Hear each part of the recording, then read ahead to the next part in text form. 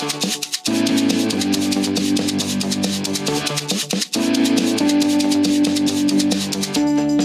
to the Human Factors and Ergonomics Hub, a series of educational podcasts that showcase the connection between human capabilities and good work design, brought to you by the Human Factors and Ergonomics Society of Australia.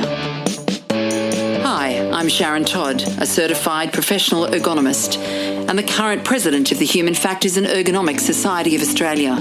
This is part 2 of my discussion with Antoine Jdeidani and his part in the design of the C30 Bombardier Train in Sweden. Today, Antoine will be chatting about the project and the lessons learned. Antoine Jdeidani is the Human Factors Associate Director at Arch Artifex, providing human factors consulting services to transport projects in New South Wales, Victoria and Queensland.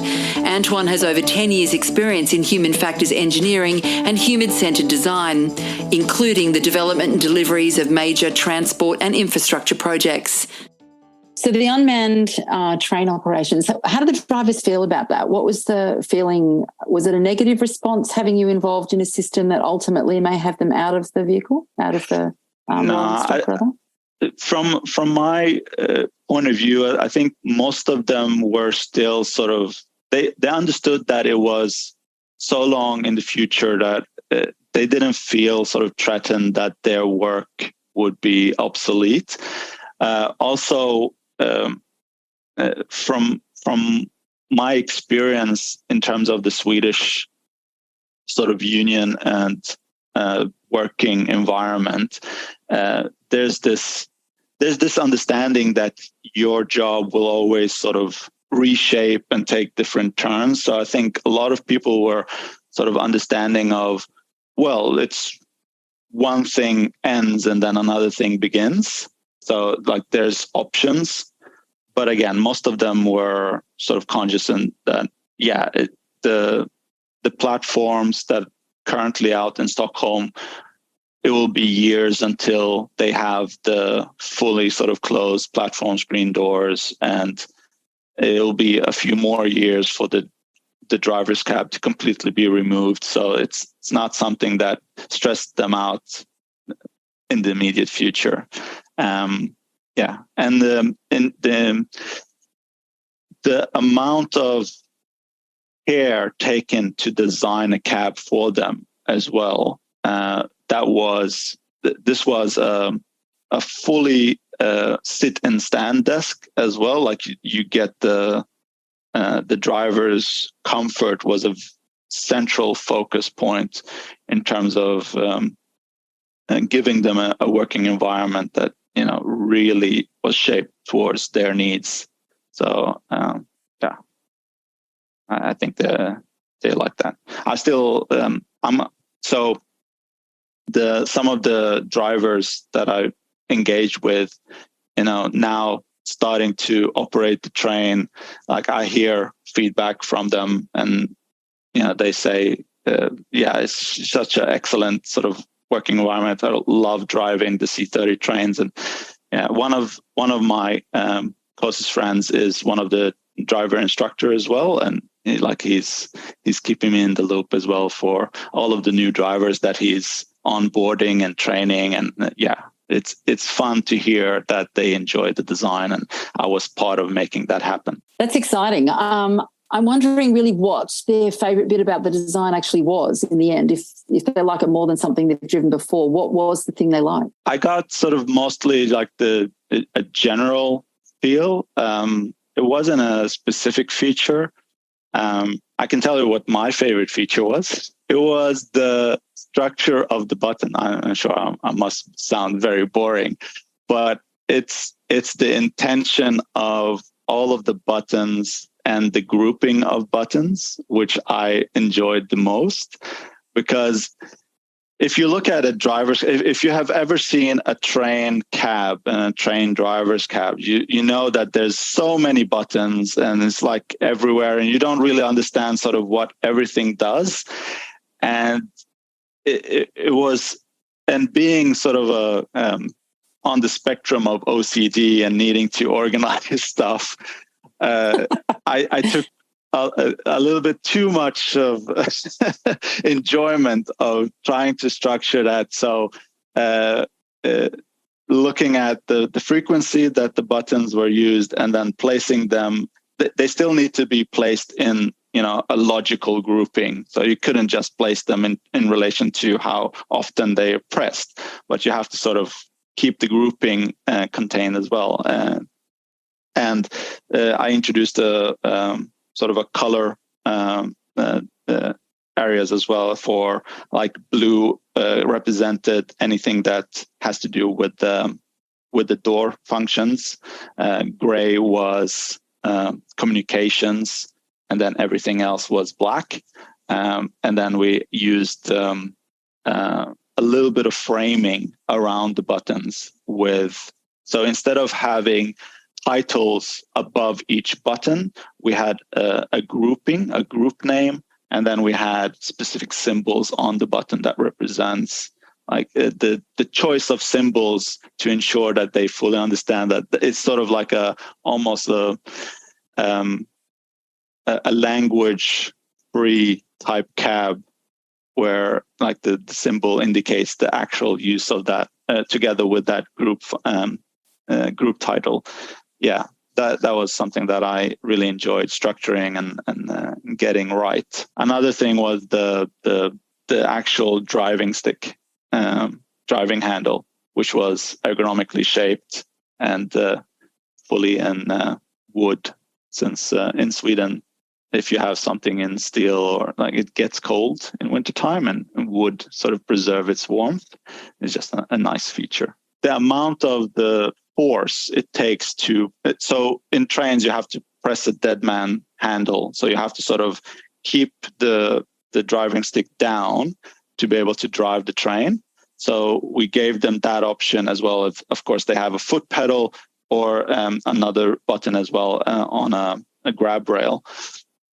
But the force of leaning your hand down and getting it right, so it's not creating like they don't have to keep strain on the hand to keep it down while they're driving, was very sort of sensitive in terms of like getting that balance of force that's sufficient force enough to make sure that it's an actual sort of cognizant action, but not soft enough that a driver with his hand down can simply fall asleep and keep the train going. So it was very sort of those. Starting to think like talking about it just gives. I start to think of all of those little things. I sort of get back into the project. Sorry, being too detailed. Oh. No, it's great, because what you've highlighted are the challenges of the design. So I'm wondering whether there were any other challenges. I mean, you've talked about a lot, but were there any other specific challenges that you had in this project?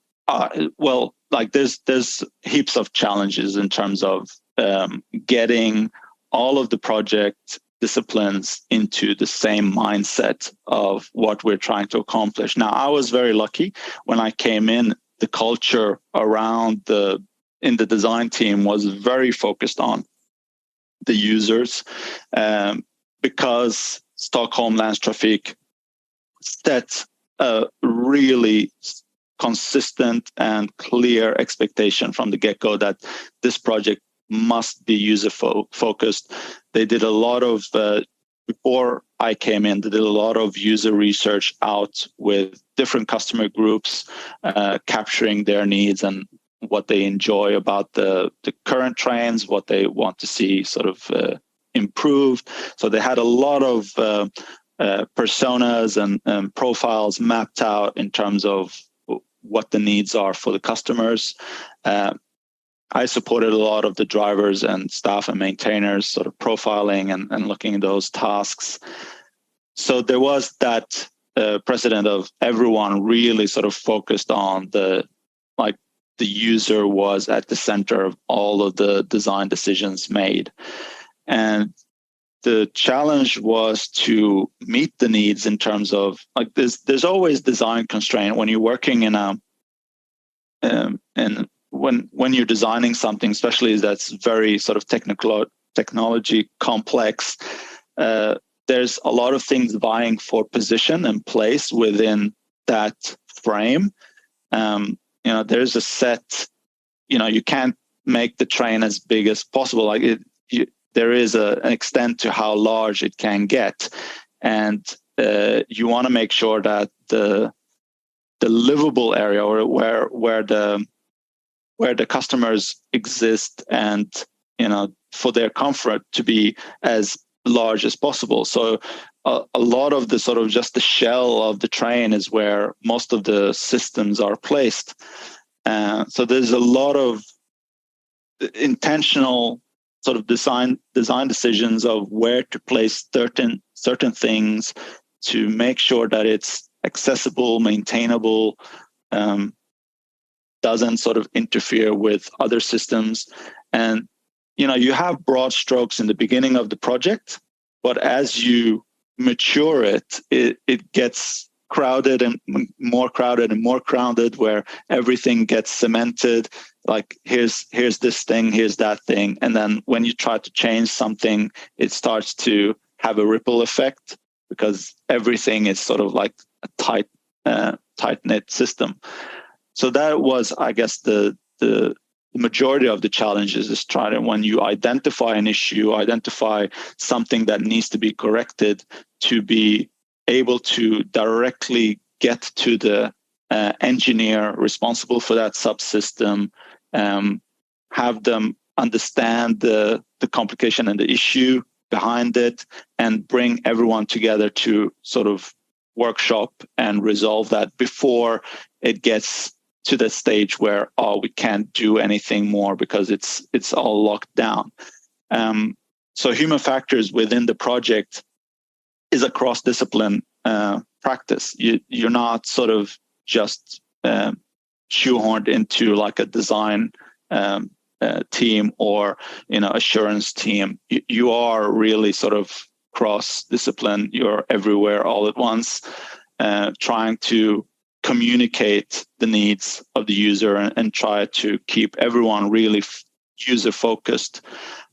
So there was a lot of meetings, reoccurring meetings with both the discipline leads, so looking at system integrators, the safety assurance team, the system engineering team, the RAM engineers, the project management. So we had a lot of like daily catch-up. And I must say that project was managed superbly. Like the amount of structure and the action-oriented Kanbans, and the focus of the delivery was top-notch. So it really helped sort of getting well integrated into that project. And we're talking about a project team of 100, 150 people. So you tend to get involved in that higher phases, higher layer, to ensure that you have that overview. But then you also go down to the sub-disciplines, even down to working in close relations with the person that does the door, or the person that's or looking at the button layout for the driver's cab, and working hand in hand with them to say like let's try like looking at the data in terms of button frequency, or looking at how people sort of interface with the door. How can we get, in terms of the door, I'm talking about mostly maintenance, in terms of how to get access around it. All of those little aspects of the design, you get to sort of work with the individual engineer, but then you sort of brought up as well to look at the holistic level. So it's definitely fun, and that's what I'm sort of bringing it back to what I said in the beginning of being a mediator. There is always a constant dialogue in terms of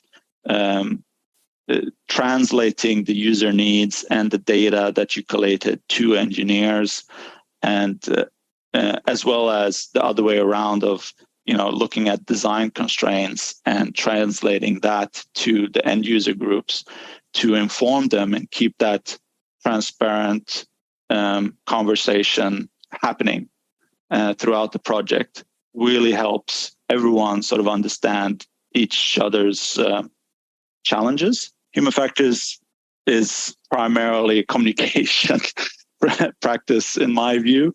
You can make or break a project by how well you communicate user needs. Like, you can be very technical savvy in terms of, collating data and knowing how to run a workshop and analysis. But if you don't have the soft skills of really sort of meeting people halfway and understand their worries, understand their challenges, and working with them to find an optimal compromise, it won't gel. And you have to definitely choose your battles. You can't create a mountain out of every HF issue you find. There is wins, there is losses, but the idea is to make the best solution for the majority of users. So compromise is one of those things that you've mentioned, but what are the lessons that you've learned from this project? So in terms of the different lessons, I would say, so I talked about the project having that sense of culture of designing user-focused culture. And that helps a lot when you're trying to have those dialogues and the communication with the different disciplines. So setting the expectations very early on is very critical for any project. Now, the project team was all Swedish people, developing a Swedish train for Stockholm. So we had the luxury of also having that sense of pride of developing something that is going to stand the test of time. It's going to be something iconic for Stockholm. So there is that sense of pride of wanting to get it right, and everyone was fully invested in designing a great product, a great train.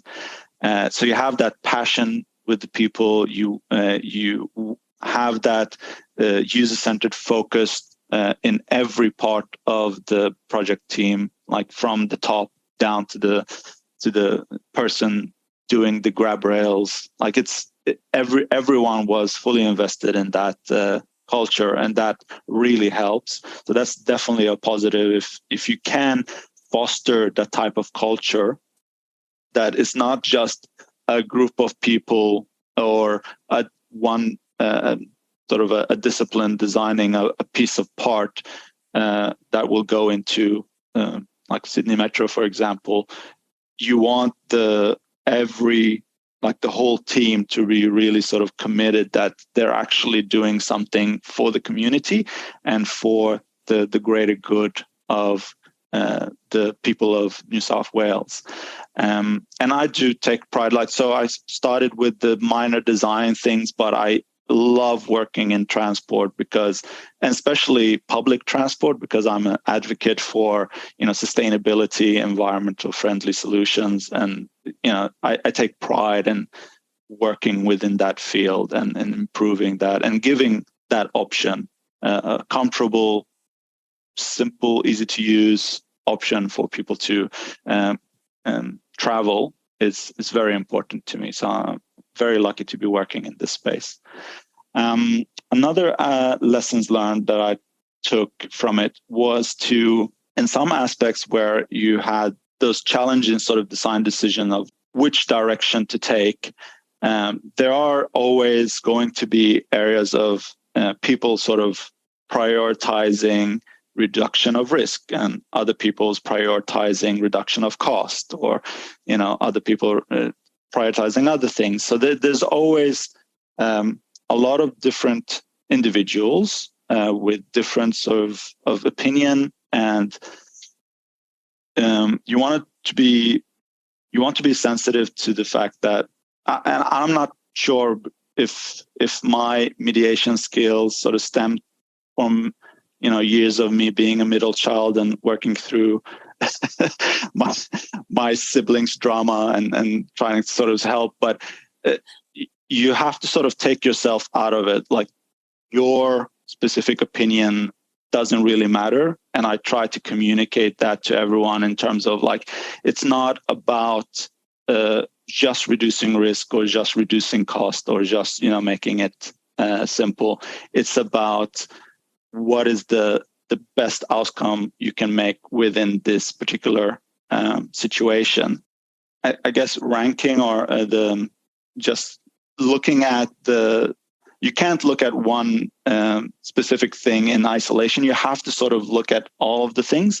The project had a great configuration management team that look at all of the requests for changes in the design, and they kept a really sort of detailed log of all the changes and all the decisions that were made throughout the project.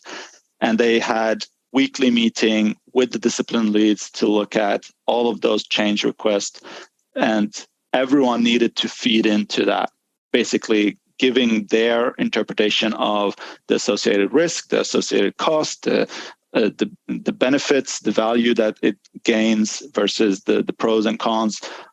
All of the discipline leads shipped in for each of those change requests to inform a better design outcome, a better design decision. And I think that made a lot of sense in terms of, it's not just your opinion or whoever speaks the loudest that gets their way. It's about looking at the combined profile of that decision and then making a best decision for the users at the end. So by the end of the project, how had the perception of human factors amongst the stakeholders changed? Had it changed from what it may have been at the beginning? Well, in the beginning, it was clear that Bombardier didn't have a local human factors specialist. They had 2 people in Germany that was supporting the human factors integration.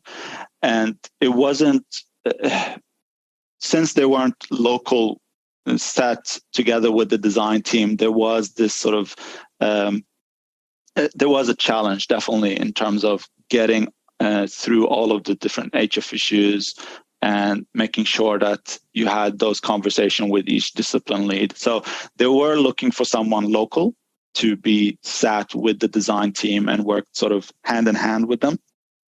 And that's where I came in. So they applied for someone local. I was lucky to get it.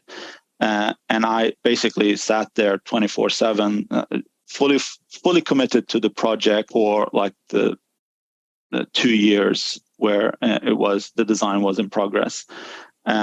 Still sort of leaned on the knowledge and expertise from the German team, and we support each other in different workshops and activities. But that local resource that could walk around and see sort of what the designers were working on, and just checking in every week with everyone and continually follow up on the status and resolution of HF issues really helped to shape the different design decision and how it transpired. So I think at the end, everyone felt that it was a lot of benefit had by having a local expert in the same building, working with the designers and supporting them.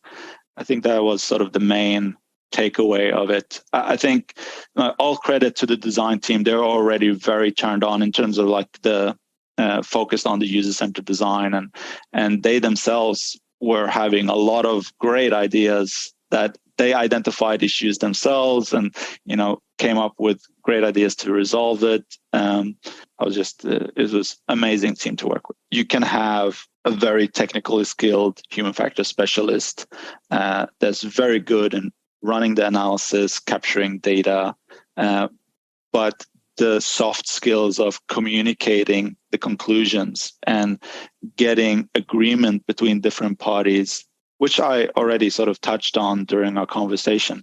That is one critical item that I want new starters, new people coming into HF to really understand, that you get the foundation within the universities. You get, you graduate, you learn all of the different sort of toolkits that you can have in your arsenal to get to the data and support your arguments.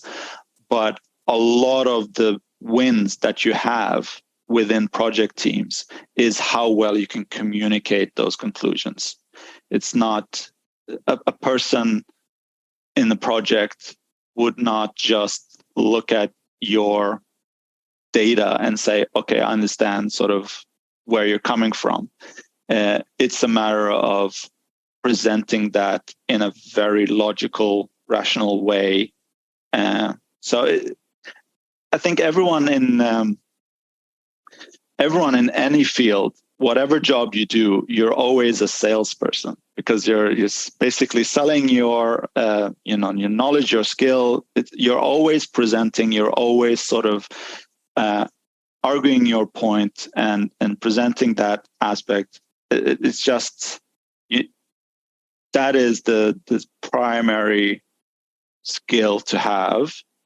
And being a practitioner, I think one thing I didn't touch on, which I wanted to give credit to, was all of the people within the research field, because they do a lot of the work that I base my conclusions on. Being a practitioner, you never get the luxury of running a 5-year research program where you sort of dive into the psyche of end users and try to understand a particular complicated segment of the human being. So you just tend to lean on a lot of the research papers that are coming out of that field, and without them feeding that evidence base to support our conclusions, it will be hard, because a lot of the time you're running workshops with 7 or 8, and you have to just use that to inform a design decision. And you want to argue that it's not just, we're not parroting user feedback. We are capturing root causes of what the challenges from the user, and from our understanding of collation of research papers and literature review, we can draw the parallels between what the user is experiencing with what the research is saying, and with that sort of combined, give that conclusion of the evidence and the users are saying, are coming together and saying this to you, inform those design decisions and make this choice of going a certain direction. So that's a key point to keep in mind, is that as a practitioner, we're nothing without the research backing us. I mentioned that I don't have the full knowledge. I'm still learning, there's other people that are really specialist in the specific areas, and I'm just awed at the vast amount of knowledge that they have, and I just soak it in. I'm still soaking it in. Every conversation I have with a colleague, I'm just soaking in that information and using it for my advantage when I'm arguing for a particular position or a choice within the design. It's I'm thankful that we have that community of practice here in Australia, where we can have those dialogues and keep in touch and learn from each other. Parts of the project was also to build, this was from the ground up, build a management system of the train management system, where it's both used to capture faults and defects of the train, so a maintainer can monitor that to diagnose the train and understand sort of where, if any system is failing and what type of maintenance needs to be done. But also for the operator, what we designed is a user interface where it showed the location of the trains in the system, so you can sort of almost have a supplementary traffic management system.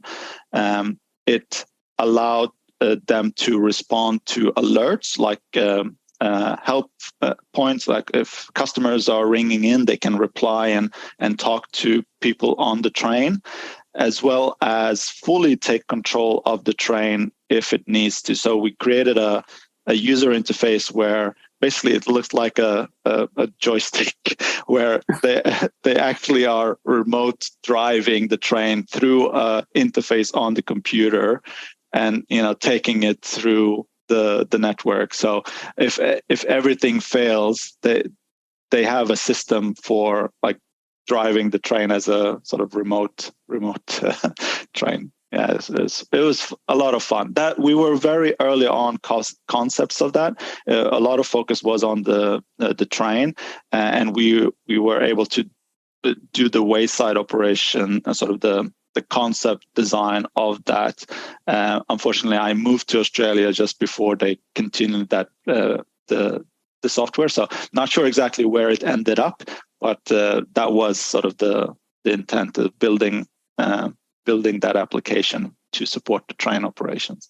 But it was fun to just be part of the concept and sort of create a brainstorm around how it can look and how sort of alerts come in and how to reply and what the basically the sort of the call box can look like, which gives them directly also CCTV images of that location so they can see the person that they're talking to. It was all fun. And software is always a lot flexible in terms of what you can do, because you can build anything with software. Hardware at one point gets cemented and it's hard to change. Software, you can always iterate and always change and move things around so it's an agile process when you're developing software versus hardware. There's a lot of areas in terms of the incident management processes and how people interact and how the control room operates and the different types of people in the control room and how they interact with each other, and how the intention about where to sit them in relation to each other and to enable their communications was also very interesting. So definitely there's a lot of talking areas, points we can get into. Thanks for joining us at the Human Factors and Ergonomics Hub, brought to you by the Human Factors and Ergonomics Society of Australia, where human-centred design really matters. If you like this podcast, make us your favourite in your podcast app. We look forward to chatting with you next time.